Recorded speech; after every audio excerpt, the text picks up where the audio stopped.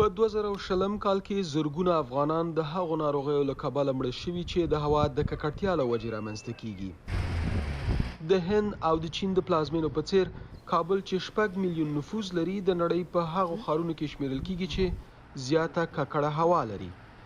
ما در حدود تقریبا 5000 مرگ ناشی از مشکلات تنفسی و مشکلات قلبی داریم که اینا همه مسئول اصلیش آلودگی هوا هست و در کشوری مثل افغانستان آمار بالا هست به مراتب نسبت به بعضی حادثات جنگی و غیری که ما داریم. د عامه روغتیا وزارت د چاپیریال ساتنې ادارې د معلوماتي مرکز د شمیرو له مخې په 2020 کال کې شاوخوا 15000 کسان د تنفسي او د زړه د ناروغیو له کبله چې د هوا د ککړتیا له وجې رامنځته شوي مړه شوي دي.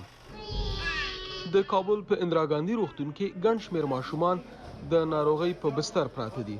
حتی ځینې انفرادي چپرکټونه په 2 ناروغانو ویشل شوي دي. د عامه روغتیا وزارت ویانده معصومه جعفري وایي که احتیاط ونه شي د خلکو ژوند به له سخت خطر سره مخامخ شي. خان محمد چې په یو واټ کې په کاروبار بوخت ده د کال په دې موسم کې د ناروغیو د مخنیوي لپاره د ماسک تړل مهم ګڼي. خودم پاک بگم که من همیشه مریض می باشم در آلودگی دیگه ماسک استفاده میکنم ماسک کای کوسن میکنم بسیار هم نفس تنگی برام پیدا میشه سردردی برام پیدا میشه دلبدی برام پیدا میشه دیگه ماسک خوب شده عمر میندازم باز راحت میباشم. خلک په خپل کورونو د خښتو په بټیو یاداشونو عمومي حمامونو او نانوایانو کې سکاره خځلې پلاستیکي او ربړي توکي سوځوي. د چاپیریال ساتنې مسایل د افغانستان د حکومت په مهمو لومړیتوبونو کې نه شمیرل کیږي ځکه چې حکومت په امنیتي مسایلو بوخت دی. د چاپیریال ساتنې د ملي ادارې د ارزونې د څانګې مشر انجینیر نیک محمد وایي چې د حکومت پاملرنه ناامنیو او بې ثباتیو سره مبارزه ته اوښتې ده.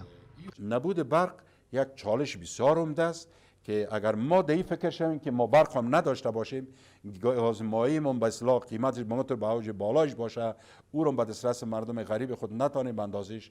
ما فکر میکنیم که در کوتاه مدت ما بسیار محال است که بتانیم آلودگی هوا را او اندازه‌ای که زیر استاندارد بیاریم امکاناتش یک ذره بعید است چالش است. د څو لسیزو روانو جګړو د افغانستان چاپیریال ته سخت زیان رسولی ده او یوه لویه ستونزه یې جوړه کړې ده چې باید جدي پاملرنه ورته وشي. احمد شکیب دوست د امریکا غږ آشنا ټلویزیون واشنگټن.